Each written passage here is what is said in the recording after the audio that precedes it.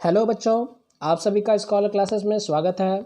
आज हम लोग पढ़ने वाले हैं स्ट्रक्चर ऑफ बैक्टीरिया के बारे में। बैक्टीरिया का स्ट्रक्चर कैसे होता है इसके बारे में हम लोग पढ़ेंगे। तो चलिए वीडियो को स्टार्ट करते हैं। देखिए, अगर हम बात करें बैक्टीरिया की तो इससे पहले हमने देखा है बैक्टीरिया जो होता है एक यूनिसेलुलर माइक्रो ऑर्गेनिज्म होता है। मतलब इसकी बॉडी जो होती है वो किससे बनी होती है? सिंगल सेल से। और इसकी बॉडी इतनी छोटी होती है, ये एक माइक्रोस्कोपिक ऑर्गेनिज्म होता है। इतना छोटा होता है कि ये हमें जो है नेक्ड आई से नहीं दिखता। तो इसको देखने के लिए हम क्या करते हैं? इसको देखने के लिए हम माइक्रोस्कोप का यूज़ करते हैं, जिसके द्वारा हमको जो है एक स्ट्रक्चर इसका मिलता है, जिसके बारे में हम जो है इसकी स्टडी करते हैं। तो बैक्टीरिया में क्या क्या स्ट्रक्चर होता है इसकी अगर हम बात करें तो यहाँ पे आप देख सकते हैं स्ट्रक्चर में जो सबसे पहला जो पार्ट होता है या जो फर्स्ट जो पार्ट होता है वो होता है क्या? जिसको हम कहते हैं कैप्सूल। तो बैक्टीरिया का जो फर्स्ट पार्ट या जो फर्स्ट लेयर होता है जिसको हम नाम देते हैं क्या? कैप्सूल। जैसे आप देख सकते हो यहाँ पे डायग्राम में, ये जो ब्लू वाला पार्ट है, इस ब्लू वाले पार्ट को हम नाम देते हैं क्या? कैप्सूल। तो ये जो पार्ट होता है उसको हम कहते हैं कैप्सूल। फिर दूसरा जो पार्ट होता है जिसको हम नाम देते हैं सेल वॉल।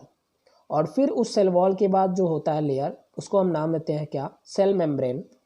तो इस कैप्सूल के अंदर एक और लेयर होता है, ये वाला लेयर। जैसे देखिएगा डायग्राम में दिख रहा है आपको, ये वाला पार्ट जो होता है उसको हम कहते हैं सेल वॉल। फिर उसके अंदर एक और लेयर होता है ये वाला, जिसको हम नाम देते हैं क्या? सेल मेम्ब्रेन या प्लाज्मा मेम्ब्रेन। तो सबसे outer covering layer capsule, capsule के बाद सेल वॉल, सेल वॉल के बाद सेल मेम्ब्रेन। ये आपको जो है याद कर लेना है, और आपको डायग्राम याद नहीं करना है, आपको नाम याद रखने हैं। और जैसे आप नाम याद रखोगे इसका डायग्राम भी आप जो है एग्जाम में आसानी से बना सकते हैं। तो सबसे पहला लेयर कैप्सूल, फिर उसके बाद सेल वॉल, फिर सेल मेम्ब्रेन। तो इसमें सबसे पहला जो लेयर अगर हम देखें, ये कैप्सूल, फिर सेल वॉल, और फिर तीसरा जो होता है जिसको हम कहते हैं क्या? Cell membrane. और उसके अंदर जो लिक्विड पार्ट होता है उसको हम कहते हैं क्या? साइटोप्लाज्म या प्रोटोप्लाज्म नाम दिया जाता है। उसके अंदर जो होता है एक जेनेटिक मटेरियल होता है जिसको हम क्रोमोसोम या न्यूक्लियोइड नाम देते हैं, ये ब्लू वाला पार्ट। और उसके अंदर एक एक्स्ट्रा क्रोमोसोमल डीएनए होता है जिसको हम नाम देते हैं क्या? प्लाज्मिड। फिर उसके अलावा इसके अंदर बहुत सारे जो होते हैं राइबोसोम होते हैं। जो कौन सा टाइप होता है? 70S राइबोसोम होता है, इसके अंदर बहुत सारे होते हैं। और भी सारे इंक्लूजन बॉडीज़ पाए जाते हैं। इसके अलावा इसमें जो है एक इसका जो सेल मेम्ब्रेन या प्लाज्मा मेम्ब्रेन होता है वो एक इनफोल्डेड स्ट्रक्चर को बनाता है जिसको हम नाम देते हैं मीजोसोम। इसके अलावा कैप्सूल पे या जो प्लाज्मा मेम्ब्रेन है या सेल मेम्ब्रेन है उससे बहुत सारे हेयर लाइक स्ट्रक्चर जुड़े होते हैं जिसको हम नाम देते हैं पिली या फिम्बरी नाम दिया जाता है। इसके अलावा अगर हम देखें तो इसका जो कैप्सूल है, यहाँ पे देखिएगा कैप्सूल यहाँ पे दिया है। तो कैप्सूल जो होता है एक जिलेटिनस सब्सटेंस से मिलकर बना होता है। अब जो है हम देखते हैं एक एक करके जो है जितने भी स्ट्रक्चर हैं उनके बारे में हमको पढ़ना है। तो चलिए वीडियो को स्टार्ट करते हैं, देखते हैं क्या क्या स्ट्रक्चर है। तो स्टार्ट करने से पहले एक बार और हम जो है सभी स्ट्रक्चर को देख लेते हैं। तो जैसे मैंने बताया इसमें जो पहला जो स्ट्रक्चर होता है जिसको हम नाम देते हैं क्या? कैप्सूल। कैप्सूल जो होता है यहाँ पे फर्स्ट लेयर होता है। दूसरा जो लेयर होता है जिसको हम नाम देते हैं क्या? Cell wall. तीसरा जो लेयर होता है उसको हम नाम देते हैं क्या? Cell membrane. फिर उसके अंदर एक लिक्विड पार्ट होता है जिसको हम नाम देते हैं साइटोप्लाज्म। इसके अलावा साइटोप्लाज्म के अंदर जो होता है कुछ स्ट्रक्चर होता है। जैसे अगर हम बात करें ये क्रोमोसोम, या इसी को एक और नाम दिया जाता है क्या? न्यूक्लियोइड। इसी को हम कहते हैं क्या? न्यूक्लियोइड। आप देखिएगा न्यूक्लियोइड।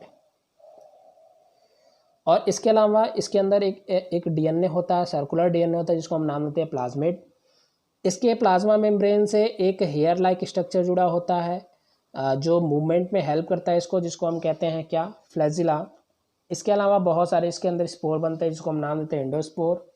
फिर मैंने बताया इस प्लाज्मा मेम्ब्रेन से बहुत सारे हेयर लाइक स्ट्रक्चर जुड़े होते हैं जिसको हम नाम देते हैं पीली, या इसी को हम नाम देते हैं फिम्बरी।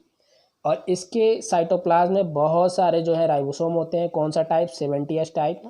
तो ये जो है इसका स्ट्रक्चर होता है। तो इसका स्ट्रक्चर बहुत ही आसान है, आप जो है इसको एग्जाम में आसानी से बना भी सकते हो। तो एक एक करके हम सभी स्ट्रक्चर के बारे में देखते हैं। उससे पहले अगर हम बात करें बैक्टीरिया की, तो आपको पता है बैक्टीरिया जो होता है एक प्रोकैरियोटिक सेल का होता है। प्रोकैरियोटिक सेल का मतलब क्या है कि इसके अंदर ट्रू न्यूक्लियस जो होता है वो क्या होता है, एब्सेंट होता है। ट्रू न्यूक्लियस का मतलब क्या है, ये इसका सेल है और इसके सेल के अंदर जो होता है प्रोटोप्लाज्म होता है, और इस प्रोटोप्लाज्म में डायरेक्टली जो है इसका जेनेटिक मटेरियल जिसको हम न्यूक्लियोइड कहते हैं वो पाया जाता है। तो इसके अंदर कोई भी ऐसा न्यूक्लियस नहीं होता कि वो चारों तरफ से कुछ सराउंड किया हो न्यूक्लियर मेम्ब्रेन के थ्रू, या उसके अंदर कोई न्यूक्लियाई हो, ऐसा स्ट्रक्चर नहीं होता। उसी को हम कहते हैं क्या, ट्रू न्यूक्लियस। तो इसके अंदर ट्रू न्यूक्लियस नहीं होता। इसके अलावा जो मेम्ब्रेन बाउंड ऑर्गेनेल्स होते हैं या एक्टिव सेल जो ऑर्गेनेल होते हैं, जैसे mitochondria, Golgi bodies, mitochondria, endoplasmic reticulum, plastid, Golgi bodies, ये सभी चीज़ें जो हैं इसके प्रोटोप्लास्ट के अंदर नहीं पाए जाते हैं, इसीलिए इसको प्रोकैरियोटिक सेल में पढ़ते हैं। अब देखिए स्ट्रक्चर की बात करें तो जैसा मैंने बताया क्या कि अगर आप बैक्टीरियल सेल को देखोगे तो बैक्टीरियल सेल में जो सबसे आउटर कवरिंग लेयर होता है, उस आउटर कवरिंग लेयर को हम नाम देते हैं क्या, कैप्सूल। तो कैप्सूल क्या होता है, कैप्सूल किससे बना है, इसकी अगर हम बात करें तो ये जो है एक जिलेटिनस सब्सटेंस होता है। कैप्सूल क्या है, एक जिलेटिनस सब्सटेंस है। It is a gelatinous substance. बनता कहाँ से है, तो जो प्रोटोप्लास्ट है या हम ऐसे कह सकते हैं, it is a gelatinous substance secreted by the cell protoplast and surround the cell wall.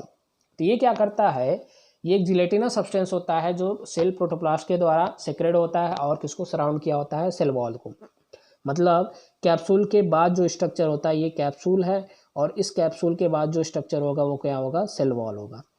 इसके अलावा अगर हम बात करें, ये जो है ये mostly it is A usually composed of polysaccharide. ये मोस्टली जो बना होता है पॉलीसेक्राइड से, और इसमें कौन से पॉलीसेक्राइड्स होते हैं, डेक्स्ट्रॉन और डेक्स्ट्रीन, एक तरह के पॉलीसेक्राइड हैं जिससे ये बने होते हैं। इसके अलावा ये पॉलीपेप्टाइड चैन जो होते हैं अमीनो एसिड के, बहुत सारे अमीनो एसिड जो है मिलके जो एक चैन को बनाते हैं जिसको हम पॉलीपेप्टाइड चैन कहते हैं, ये उनसे भी बनते हैं। तो कैप्सूल जो होता है मोस्टली पॉलीसेक्राइड या पॉलीपेप्टाइड चैन से बना होता है अमीनो एसिड के। इसके अलावा इसका काम क्या है, तो ये क्या करता है, प्रोटेक्ट करता है बैक्टीरियल सेल को, कहाँ से, एंटीबायोटिक से, किसी एंटीबायोटिक या डेसिकेशन से। डेसिकेशन का मतलब होता है सूखना। तो ये क्या करता है, ये जो कैप्सूल होता है ये बैक्टीरियल सेल को आउटर इन्वायरमेंट से किसी एंटीबायोटिक या किसी डेसिकेशन से क्या करता है, उसको प्रोटेक्ट करता है या उसमें मदद करता है। इसके बाद जो नेक्स्ट जो लेयर होता है जिसको हम नाम देते हैं क्या, सेल वॉल। अभी मैंने बताया बैक्टीरिया के चारों तरफ जो पहला लेयर होता है उसको हम कहते हैं क्या, उसको हम नाम देते हैं कैप्सूल। और उस कैप्सूल के अंदर जो एक और स्ट्रक्चर होता है जिसको हम नाम देते हैं क्या, सेल वॉल। तो अगर हम इस सेल वॉल की अगर हम बात करें, ये जो सेल वॉल होता है ये एक रिजिड स्ट्रक्चर होता है, ये एक रिजिड स्ट्रक्चर होता है, और ये जो है प्लाज्मा मेम्ब्रेन को सराउंड किया होता है। ऐसे हम कह सकते हैं the bacterial cell surround by rigid cell wall which is made up of peptidoglycan या mucopeptide and also known as murein. तो सेल वॉल जो होता है ये पेप्टाइडोग्लाइकॉन या म्यूकोपेप्टाइड से मिलकर बना होता है, और इसको एक और नाम से जाना जाता है, क्या कहा जाता है, म्यूरिन। इसके अलावा ये जो म्यूकोपेप्टाइड होता है ये मेनली जो है लिपिड, कार्बोहाइड्रेट, प्रोटीन या फास्फोरस या अदर इनऑर्गेनिक कंपाउंड से मिलकर बने होते हैं। म्यूकोपेप्टाइड जो होते हैं एक पॉलीमर होते हैं किसके, किसी दो अमीनो एसिड शुगर के। और वो दो अमीनो एसिड शुगर कौन कौन से, अगर हम इसकी बात करें तो पहला जो होता है जिसको हम नैक कहते हैं, और दूसरा जो होता है उसको हम कहते हैं नैम। तो नैक का मतलब क्या है, एन एसिटिल ग्लूकोसामिन जो म्यूकोपेप्टाइड को बनाता है, और दूसरा जो होता है एन एसिटिल म्यूरामिक एसिड। तो ये दोनों जो अमीनो एसिड होते हैं ये दोनों अमीनो एसिड किसको बनाते हैं, म्यूकोपेप्टाइड को। और म्यूकोपेप्टाइड किसको बनाता है, सेल वॉल को। तो बैक्टीरिया का जो सेल वॉल होता है वो किसका बना होता है, म्यूकोपेप्टाइड का या पेप्टाइडोग्लाइकॉन का या म्यूरिन का। और जो म्यूरिन है या म्यूकोपेप्टाइड है या पेप्टाइडोग्लाइकॉन है ये किससे बने होते हैं, दो अमीनो एसिड से, जिसको हम NAG और NAM कहते हैं। NAG का पूरा नाम एन एसिटिल ग्लूकोसामिन, और NAM का पूरा नाम क्या है, एन एसिटिल म्यूरामिक एसिड। इसके बाद जो थर्ड जो लेयर होता है, जैसे हमने देखा फर्स्ट लेयर क्या है, ये है कैप्सूल। सेकेंड लेयर क्या है, ये है सेल वॉल। और थर्ड जो लेयर होता है जिसको हम नाम देते हैं क्या, सेल मेम्ब्रेन, या इसी को एक और नाम दिया जाता है प्लाज्मा मेम्ब्रेन। तो ये जो मेम्ब्रेन होता है ये जस्ट प्रेजेंट होता है किसके बिलो, सेल वॉल के। तो ऐसे कह सकते हैं it is present just below to the cell wall. इसके अलावा ये जो है प्रोटोप्लास्ट को कम्प्लीटली सराउंड किया होता है, मतलब इसके बाद जो स्ट्रक्चर होता है वो किसका होता है, प्रोटोप्लास्ट का। तो ऐसे कह सकते हैं it completely surround to the protoplast. इसके अलावा ये किससे बना होता है, तो ये जो बना होता है ये फास्फोलिपोप्रोटीन से और कुछ पॉलीसेकेराइड्स होते हैं जिससे ये मिलकर बने होते हैं। तो हम ऐसे कह सकते हैं it is compose of phospholipoprotein and some polysaccharides. Next जो अगर हम बात करें नेक्स्ट स्ट्रक्चर की, जिसको हम नाम देते हैं क्या, मिजोसोम। मिजोसोम की अगर हम बात करें तो जैसे हमने स्ट्रक्चर देखा, स्ट्रक्चर में हमने देखा जो सबसे आउटर कवरिंग लेयर था जिसको हमने नाम दिया क्या, कैप्सूल। फिर उस कैप्सूल के अंदर जो एक लेयर था जिसको हमने नाम दिया था क्या, हमने नाम दिया सेल वॉल। और उस सेल वॉल के अंदर जो एक और लेयर था जिसको हमने नाम दिया क्या, सेल मेम्ब्रेन। और इस सेल मेम्ब्रेन के अंदर जो है एक इनफोल्डेड स्ट्रक्चर बनता है कुछ ऐसा, और इसी स्ट्रक्चर को हम नाम देते हैं क्या, मीसोसोम। तो मीसोसोम अगर हम बात करें तो ये साइटोप्लाज्म का जो इनर मेम्ब्रेन है, या साइटोप्लाज्म की तरफ जो इनर मेम्ब्रेन होता है प्लाज्मा मेम्ब्रेन का, वो क्या करता है, वो क्वाइल्ड इन्वेजिनेशन को रखता है, या वो फोल्डेड करके ये मुड़ के जो है एक स्ट्रक्चर को बनाता है जिसको हम कहते हैं मीसोसोम। तो हम ऐसे कह सकते हैं in the cytoplasm inner membrane of plasma membrane form must coiled invagination known as mesosome. तो जो इनर मेम्ब्रेन होता है प्लाज्मा मेम्ब्रेन का वो क्वाइल्ड करके इन्वेजिनेशन को रखता है और उसी को नाम दिया जाता है क्या, मीसोसोम। इसके अलावा मीसोसोम जो होता है वो मोर प्रोमिनेंट होता है किसमें, ग्राम पॉजिटिव बैक्टीरिया। आप स्टेनिंग के बेस पे बैक्टीरिया को देखोगे तो दो टाइप के होते हैं, ग्राम पॉजिटिव और ग्राम नेगेटिव। इसका जो है एक वीडियो आएगा उसमें आप जो है इसको देख सकते हो। तो जो ग्राम पॉजिटिव बैक्टीरिया होता है उसके अंदर मीसोसोम जो होता है बहुत ज़्यादा प्रोमिनेंट होता है। इसके अलावा अगर हम बात करें मीसोसोम का मेन जो वर्क होता है वो क्या है, तो वो है रिस्पायरेशन में क्या करना, हेल्प करना, क्योंकि रिस्पायरेटरी एंजाइम जो है वो इसी मीसोसोम के अंदर होते हैं। अगर हम अदर सेल की बात करें, अगर हम देखें एक प्रोकैरियोटिक सेल और एक यूकैरियोटिक सेल को देखें, तो यूकैरियोटिक सेल में जो माइटोकॉन्ड्रिया होता है वो रिस्पायरेशन में हेल्प करता है, लेकिन प्रोकैरियोटिक सेल जिसमें आता है बैक्टीरिया के अंदर माइटोकॉन्ड्रिया नहीं होता है, इसलिए उसकी जगह पे जो स्ट्रक्चर होता है जिसको हम नाम देते हैं क्या, मीसोसोम। और इस मीसोसोम का काम क्या है, रिस्पायरेशन में हेल्प करना, क्योंकि इसी मीसोसोम के अंदर बहुत सारे रिस्पायरेटरी एंजाइम होते हैं जो एटीपी के फॉर्मेशन में या एनर्जी को बनाने में मदद करते हैं। नेक्स्ट जो स्ट्रक्चर होता है जिसको हम पीली या फिम्बरी कहते हैं। पीली या फिम्बरी की अगर हम बात करें तो इस बैक्टीरिया के चारों तरफ जो प्लाज्मा मेम्ब्रेन है उस प्लाज्मा मेम्ब्रेन से बहुत सारा हेयर लाइक स्ट्रक्चर निकला होता है, और उस हेयर लाइक स्ट्रक्चर को ही हम नाम देते हैं पीली या फिम्बरी। तो ये पीली या फिम्बरी की अगर हम बात करें तो बैक्टीरियल सेल जो होता है वो कवर्ड होता है बहुत सारे हेयर लाइक प्रोटीनियस अपेंडेजेस से, और उस प्रोटीनियस अपेंडेजेस को हम पीली या फिम्बरी कहते हैं। ये जो होता है एक तरह का प्रोटीन होता है, और इस प्रोटीन का जो नाम होता है वो क्या होता है, जिसको हम नाम देते हैं क्या, इसको हम पिलीन कहते हैं। तो पिलीन एक तरह का प्रोटीन है जो पीली या फिम्बरी को बनाता है। पीली जो होता है उसका काम क्या है, इसका काम है बैक्टीरियल सेल को एडरिंग करना। एडरिंग का मतलब क्या है, किसी सबस्ट्रेटम से उसको अटैच करना, या आपने देखा होगा एक कॉन्जुगेशन प्रोसेस, उस कॉन्जुगेशन प्रोसेस में भी ये जो है पीली अटैचमेंट में दूसरे बैक्टीरियल सेल से हेल्प करता है। नेक्स्ट जो स्ट्रक्चर होता है जिसको हम नाम देते हैं क्या, न्यूक्लियोइड।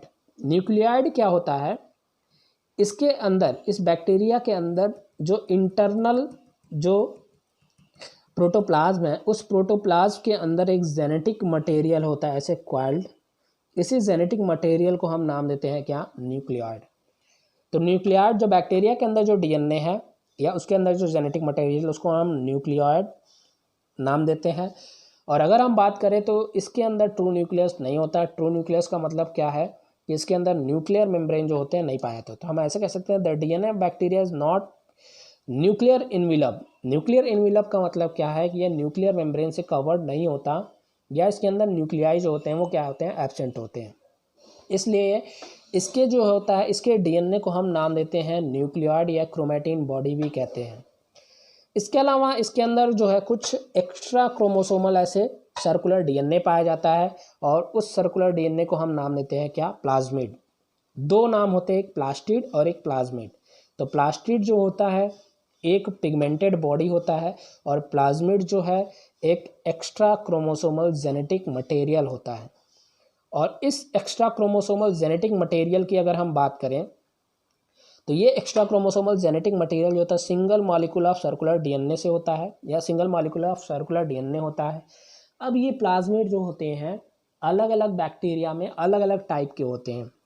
तो अगर हम इसके टाइप की बात करें, प्लाज्मिड के टाइप की बात करें, तो इसका जो टाइप होता है मोस्टली 5 टाइप होता है। फर्स्ट जो होता है जिसको हम कहते हैं एफ प्लाज्मिड।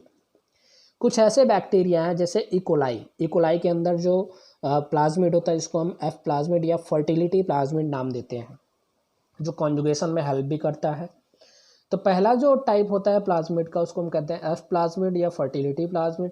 सेकेंड जो होता है जिसको हम नाम देते हैं आर प्लाज्मिड या रेजिस्टेंट प्लाज्मिड। थर्ड जो नाम होता है इसको हम कहते हैं वायरुलेंस प्लाज्मिड, या इसी को हम वी प्लाज्मिड भी कहते हैं।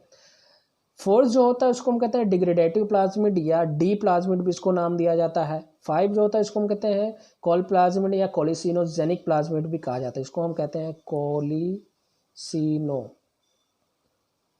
कोलिसिनोजेनिक प्लाज्मिड। तो इसको हम कोलिसिनोजेनिक प्लाज्मिड के नाम से भी जानते हैं। अब देखिए एक एक करके हम इन सभी प्लाज्मिड को हम पढ़ेंगे। तो सबसे पहला जो प्लाज्मिड है जिसको हम नाम देते हैं क्या, एफ प्लाज्मिड।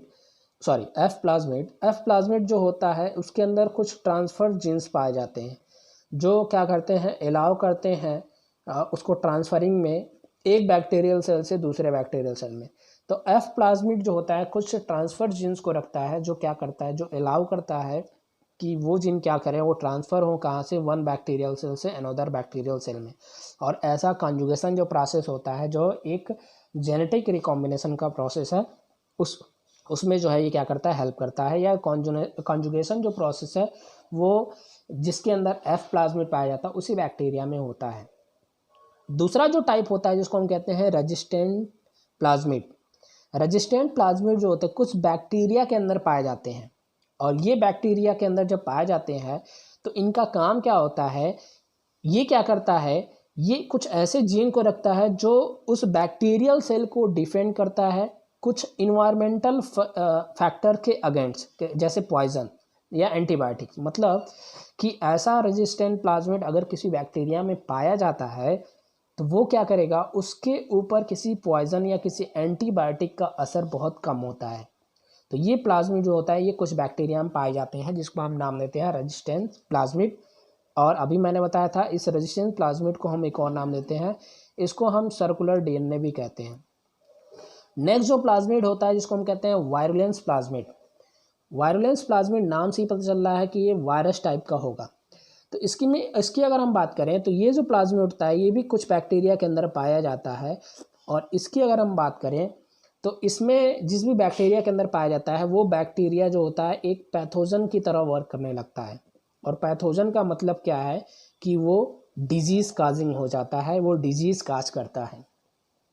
जैसे आपने बहुत सारे बैक्टीरिया को देखा होगा जो डिजीज़ काज करते हैं, जैसे विब्रियो कॉलरा डिजीज़ काज करता है। बहुत सारे बैक्टीरिया जो डिफरेंट टाइप के जो है डिजीज़ काज करते हैं। तो वो जो है, तो जब वायरुलेंस प्लाज्मिड जिस भी बैक्टीरिया के अंदर होता है वो बैक्टीरिया पैथोजेनिक हो जाता है या डिजीज़ काजिंग हो जाता है, वो एक एजेंट होता है जो डिजीज़ काज करता है। नेक्स्ट जो होता है जिसको हम कहते हैं डिग्रेडेटिव प्लाज्मिड। ये जो प्लाज्मिड है ये भी जो है कुछ जीन्स को रखते हैं और कुछ बैक्टीरिया में ये पाए जाते हैं। तो ये क्या करते हैं, ये कुछ ऐसे स्पेशल टाइप के जीन्स को रखते हैं जो कुछ स्पेशल टाइप के एंजाइम को ब्रेक डाउन में क्या करता है, हेल्प करता है।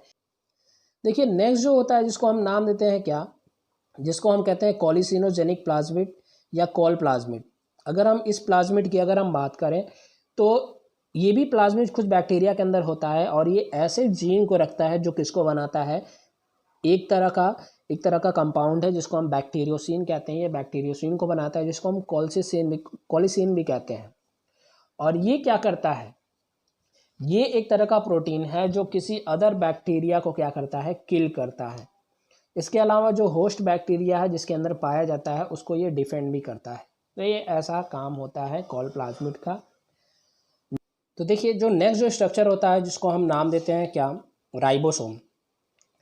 देखिए बैक्टीरियल सेल की अगर हम देखें, बैक्टीरिया सेल, ये है बैक्टीरियल सेल, और इस बैक्टीरियल सेल के अंदर, या हम ऐसे कर सकते हैं, यहाँ पे देखते हैं ये बैक्टीरियल सेल है। इस बैक्टीरियल सेल के अंदर साइटोप्लाज्म, और उस साइटोप्लाज्म के अंदर एक राइबोसोम होता है जिसमें 2 सब यूनिट होते हैं, एक छोटा एक बड़ा। छोटा वाला पार्ट जो होता है वो 30S होता है, और बड़ा वाला जो पार्ट होता है वो क्या होता है, 50S। तो इसके अंदर जो राइबोसोम होता है वो 70S टाइप का होता है, और ये 70S टाइप का, ये एक छोटा वाला पार्ट और एक बड़ा वाला पार्ट। तो छोटा वाला पार्ट 30S का बना होता है और बड़ा वाला पार्ट 50S का। ये दोनों सब यूनिट मिलकर किसको बनाते हैं, 70S राइबोसोम को, जो कहाँ पे पाए जाते हैं, बैक्टीरिया के अंदर, जो साइटोप्लाज्म होता है।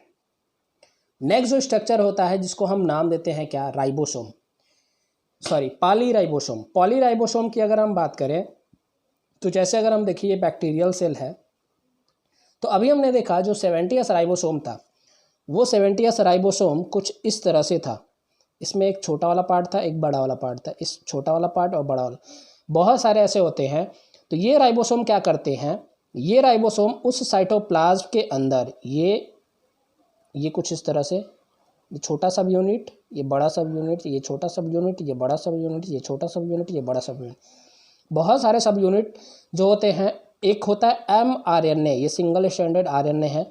इस mRNA पे क्या कर जाते हैं, ये कलेक्ट कर जाते हैं और कलेक्ट होकर एक स्ट्रक्चर को बनाते हैं जिसको हम कहते हैं क्या, पॉलीराइबोसोम। तो ये साइटोप्लाज्म के अंदर ये स्ट्रक्चर जो होता है पाया जाता है, इसको हम नाम देते हैं पॉलीराइबोसोम, जो mRNA पे जो होता है, या हम ऐसे कह सकते हैं, यहाँ पे देख सकते हैं, when several ribosome are seen attach on mRNA during protein synthesis. तो जब प्रोटीन सिंथेसिस होता है तब mRNA के ऊपर बहुत सारे राइबोसोम आके जो है अटैच हो जाते हैं, और इस स्ट्रक्चर को हम नाम देते हैं क्या, पॉलीराइबोसोम। इसके अलावा उस बैक्टीरियल सेल के अंदर बहुत सारे जो है पिगमेंटेड बॉडी होते हैं। पिगमेंटेड बॉडी का मतलब क्या है कि जो उसको जो है फोटोसिंथेसिस में हेल्प करें। देखिए बैक्टीरिया जो है, बैक्टीरिया एक जो है एक प्लांट में पड़ने वाला जो है, प्लांट सेल में उसको हम स्टडी करते हैं। और क्यों करते हैं, क्योंकि बैक्टीरिया के कुछ बहुत सारे ऐसे स्पीसीज है जिसके अंदर जो है पिगमेंट पाया जाता है, जिसके अंदर क्लोरोफिल पिगमेंट पाए जाते हैं, और वो क्लोरोफिल पिगमेंट किस तरह के हैं ये भी डिपेंड करता है। तो इस वजह से जो उसको प्लांट सेल में पढ़ते हैं, मतलब वो जो है वो फोटोसिंथेसिस में भी हेल्प करता है। तो इसमें अगर हम बात करें तो इसमें जो पिगमेंट पाया जाता है जिसको हम नाम देते हैं क्या, क्रोमेटोफोर। तो बैक्टीरियल सेल में जो पिगमेंट बॉडी पाया जाता है वो क्रोमेटोफोर, और इसमें 2 टाइप के पिगमेंट होते हैं, ये तो बैक्टीरियो क्लोरोफिल होता है या बैक्टीरियो विरिडीन होता है। ये दोनों पिगमेंटेड बॉडी होते हैं जो बैक्टीरिया के अंदर होते हैं। और लास्ट में जो स्ट्रक्चर होता है जिसको हम नाम देते हैं साइटोप्लाज्म, जो अभी हमने देखा बैक्टीरिया के अंदर जो लिक्विड पार्ट होता है उसी को हम नाम देते हैं क्या, साइटोप्लाज्म। और इस साइटोप्लाज्म में बहुत सारे सब्सटेंस से होते हैं, या ये जो साइटोप्लाज्म होता है ये बहुत सारे सब्सटेंस से क्या होता है, कंसिस्ट होता है। हम ऐसे कह सकते हैं it is consist of different type of substance, जिसमें अगर हम बात करें ये एक एक्वस फ्लूइड होता है, ये जो साइटोप्लाज्म या इसी को हम प्रोटोप्लाज्म भी कहते हैं। तो ये जो साइटोप्लाज्म या ये जो प्रोटोप्लाज्म होता है ये एक तरह का क्या है, एक एक्वस फ्लूइड या सेमी ग्राउंड सब्सटेंस होता है, या इसी को हम नाम देते हैं मैट्रिक्स। और अगर हम इस स्ट्रक्चर को देखें तो ये स्ट्रक्चर जो होता है ये मोस्टली किससे बना होता है तो इसमें पहला जो पार्ट होता है जिसको हम कहते हैं प्रोटीन, या मैट्रिक्स जो होती है mixture of protein, carbohydrate, lipids, amino acids, pyridine और विटामिन्स और कोएंजाइम से मिलकर बने होते हैं। तो ये सभी जो सब्सटेंस होते हैं या ये सभी जो मैट्रिक्स के जितने भी पार्ट होते हैं, जो भी मिक्सचर हैं, ये सभी मिलके किसको बनाते हैं, साइटोप्लाज्म का। तो ये था आज का हमारा वीडियो जिसमें हमने पढ़ा स्ट्रक्चर ऑफ बैक्टीरिया के बारे में। तो अगर ये आपको वीडियो अच्छा लगा होगा और आपने जो है इस चैनल को सब्सक्राइब नहीं किया होगा तो सब्सक्राइब ज़रूर कीजिएगा। मिलते हैं नेक्स्ट वीडियो में, धन्यवाद।